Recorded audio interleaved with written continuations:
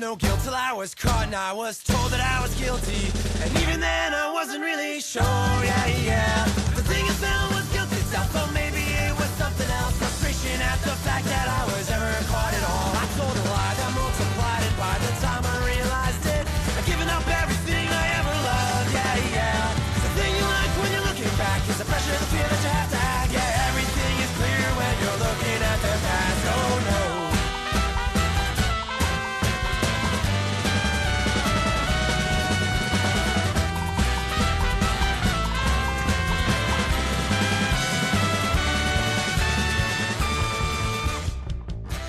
אני חושב שפעם ראשונה שראיתי את עצמי כבן הייתה בכיתה ט', בסוף כיתה ט' בערך. סתם צילמתי את עצמי, כאילו כזה סלפי, ואני לא יודע למה, התמונה הזאת פשוט פתאום, כאילו ראיתי אותה בצורה שונה. אין לי מושג להסביר למה זה קרה או איך זה קרה. פשוט הסתכלתי על התמונה הזאת ואמרתי לעצמי, רגע, אני רואה פה כאילו משהו קצת שונה. אני לא לגמרי מזהה את עצמי איך שחשבתי שאני עד היום. אולי אני בעצם לא בדיוק מה שאני חשבתי. יכול להיות שאני קצת בדרך שונה. עוד משהו לגבי עצמי.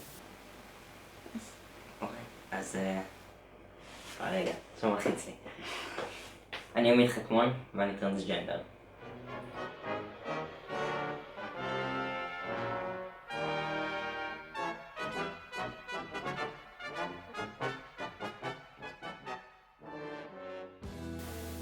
אז להיות טרנסג'נדר בעצם אומר שהמין והמגדר שלי לא תואמים.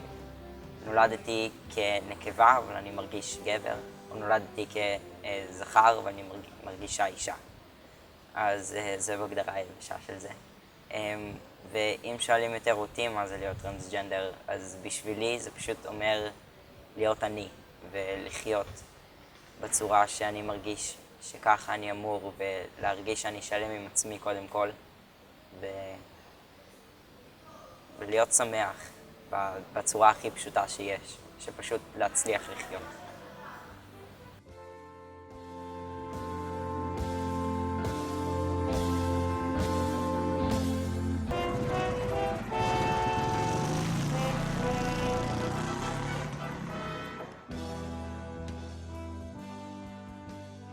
כזה שם כזה תחבושות מסביב לחזה כדי להשטיח אותו, וכאילו לובש את הבגדים הכי גבריים שיש לי בארון, שאגב זה לא היה קשה למצוא, כי אף פעם לא הייתי בדיוק נשית או משהו כזה. פשוט הייתי עומד מול המראה, וכזה הייתי שם כובע על השיער, כובע צמר, כאילו אין שיער, ופשוט מסתכל, וכזה נהנה לראות אותי ככה.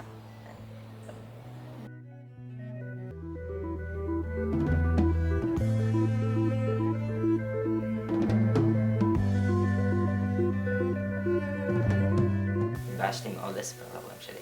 שנה, עד שסיפרתי להם, אני מאוד פחדתי. לא היה לי מושג, כאילו, ידעתי שהם לא יזרקו אותי מהבית או משהו כזה. אני מכיר את ההורים שלי, הם לא אנשים כאלה. ואני ידעתי שנמצא דרך לגשר ולמצוא את המקום שבו יהיה טוב לכולם. אבל מאוד פחדתי, זה לא משהו קל, פשוט לבוא ולהגיד להורים שלך שכאילו 16 שנה הם מכירים אותי בתור משהו, פשוט להגיד להם, לא, אני לא משהו הזה.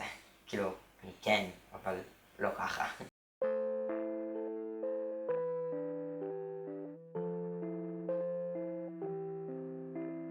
מה שחשבתי זה שהולך להיות לך חיים הכי קשים בעולם. זה נורא הציל אותי. I need some sleep. You can't go on like this. שהחיים שלו הולכים להיות נורא קשים. חברים, משפחה, עבודה, כל ההשתלבות שלו בחברה. Everyone says I'm getting down too low. אמרתי, זה, אתה תעשה את התהליך ואני לא אוכל לראות את זה. You just gotta let it go. You just gotta let it go.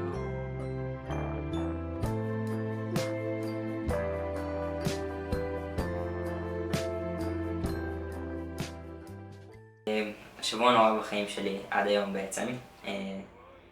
זה השבוע שבו יצאתי סופית מול אמא, ואז היא סיפרה לאבא.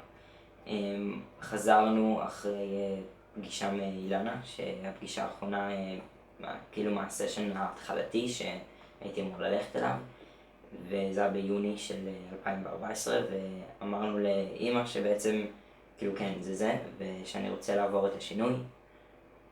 ובהתחלה בפגישה עצמה היא הייתה בסדר גמור, היא הקשיבה והיא תמכה ואמרה שהיא תהיה שם בשבילי. ואז כשיצאנו מהפגישה, אז זה כבר לא היה ככה. לא יכלתי לדמיין אותי, רואה אותו נעשה בן, ושקעתי במין דיכאון כזה.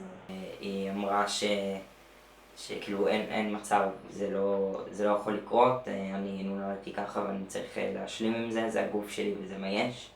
אבא שלי, אני לא דיברתי איתו על זה, הוא דיבר רק עם אמא שלי, ואני יודע אבל שהוא הסכים איתה, כאילו שהוא אמר שאין מצב שאני אעשה משהו כזה. ואז בעצם מהשבוע שקיבלתי הרבה צעקות ובעצם מאוד פחדתי להיות בבית, אז כל מה שעשיתי פה היה לישון. יצאתי מוקדם בבוקר, חזרתי מאוחר בלילה, פשוט פחדתי להיות פה. לא כי פחדתי שיקרה לי משהו פיזי, פשוט לא היה לי נעים להיות בבית. הרגשתי שהם כאילו נוצאים בי מבטים ומאשימים אותי בדברים. אחרי השבוע הזה, אמא שלי חוזרת מהעבודה והיא אומרת לי שהיא רוצה שנתחיל מחדש. הוויכוח התחיל באיזה ויכוח על משהו בעבודה, אבל התגלגל לאיזה פסים אישיים לא ברורים. והוא צעק עליי שאני חושבת על עצמי, ואני צעקתי עליו כל מיני דברים שבמשך השנים חשבתי שהוא לא עשה נכון, אבל לא יודעת, איכשהו לקחתי את זה למקום אחר, וכשבאתי הביתה זה השפיע, ולקחתי את זה לכיוון הזה של עמית. את רוצה להתחיל מהתחלה? וכן, ולא ידעתי, וישבתי ולא ידעתי איך לפנות אליו שוב, וכל השבוע הנוראי שעשיתי לו. כן, ואז פשוט באתי ואמרתי בוא נתחיל מההתחלה. היא הבינה שבעצם בכל התהליך הזה היא חשבה רק איך החיים שלה השתנו ומה יגידו לה, והיא לא חשבה בעצם מה זה עושה לי. היא אמרה לי שהיא רוצה שנתחיל מחדש, דיברנו, הפעם היא באמת הקשיבה, וזהו, ומשם פשוט בצעדים קטנים כל הזמן התקדמנו עד איפה שאנחנו. קודם כל דבר חדש שהוא צריך, אנחנו מלווים אותו, מאיר ואני ביחד. היה את השבוע הנוראי הזה, ואז היה באמת תקופה אחריו שהיה קצת אולי באמת יותר מוזר, כי אי אפשר סתם להתעלם מהשבוע הזה. אבל כן, היום אין לו זכר, ואני חושב שגם בדיעבד זה שבוע שהייתי צריך לעבור, שכולנו היינו צריכים לעבור, וזה היה כזה בלתי נמנע.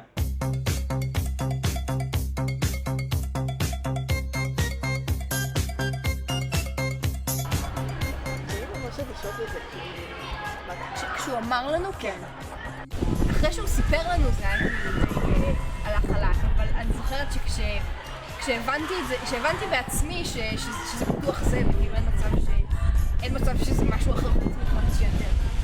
אז אני פשוט הושבתי את עצמי מול המראה ודיברתי עם עצמי כזה שיחה של יהיה בסדר, זה לא יהיה לך עד כדי כך מוזר, כאילו תתמודדים ואתם תשארו חברים וזה לא...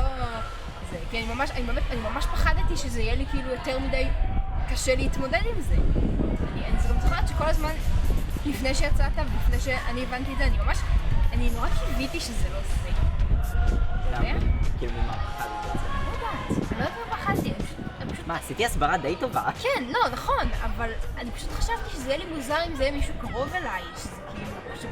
כי זה היה נראה לי ממש מהפך מקצה לקצה, ופשוט ממש חשבתי שאני לא אצליח להתמודד עם זה. אבל זה מצחיק, כי כאילו אחרי שיצאתי, אז את אמרת לי שאת רוצה כבר שאני כזה, כאילו, שאני כבר אהיה ממש בתוך התהליך. בסוף שלא דיברתי על זה. זה הייתה שיחה ממש עצומה, פשוט אמרתי כזה, זה עמית בן עכשיו, ואני כזה מכאן.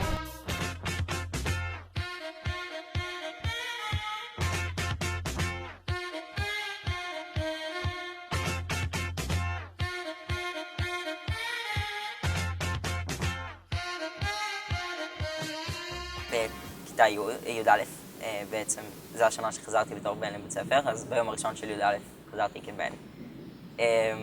זה היה מפחיד, זה היה מפחיד מאוד. בעצם את השינוי שלי, כאילו, לחברים מן הסתם סיפרתי, והיה פשוט ערב אחד שנפגשו כולם, אז באתי כבן, ואז דיברנו על זה, וכזה כולם קיבלו אותי, והכל היה סבבה.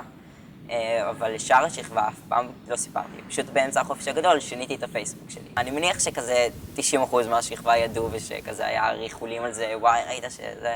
אז אני מניח שידעו. אבל פשוט הגעתי לבית ספר כבן, אחרי שלפני חודשיים הייתי עדיין בת. כזה מהחברות הקרובות ביקשתי מהן שהם יבואו בבוקר לבית שלי, כדי שהם נבואו ביחד, כי מאוד לא רציתי להגיע לבד. זה היה מוזר, אבל באותו זמן זה היה משחרר מאוד. כאילו הגעתי לכיתה עם הבגדים שרציתי, עם התספורת שתמיד רציתי, וזה פשוט היה משחרר. אבל כן, להגיע בכיתה וכאילו לעבור את כל המסדרון ולראות אנשים, אז זה היה מאוד מוזר. אבל בסופו של דבר ביום השני כבר הגעתי לבד, וסבבה לגמרי. This is my voice 1 month on T. This is my voice 3 months on T. This is my voice 6 months on T. This is my voice 1 year on T. אני התחלתי ב-5 בנובמבר 2014. אז היום אני בערך, נכון היום 1.5 בערך. ומה ההשפעות של זה? שזה הרבה השפעות. הדבר הראשון שזה השפיע זה הקול שלי. הוא הרבה יותר עמוק ממה שהיה פעם. זה משפיע על מסת שריר ושומן גוף. שומן כאילו עובר יש כאילו חילופי שומן כזה שהגוף נראה פחות נקבי ויותר זכרי. ומסת שריר, אז גם אם לא מתאמנים, המסת שריר אמורה לעלות באופן טבעי. המחזור מפסיק, לי הוא הפסיק אחרי 5 חודשים. שיער פנים אמור לרוב לצמוח, אצלי עוד אין יותר מדי, אבל אני מאמין שזה הגיע. בכל הגוף, בבטן, ברגליים, כאילו יותר עבה ויותר צמיחה. כל דבר כאילו שאפשר לחשוב על כל ההבדלים בין זכר ונקבה, שהם הבדלים פיזיולוגיים, אז כל ההבדלים האלה, פשוט לחשוב על זה.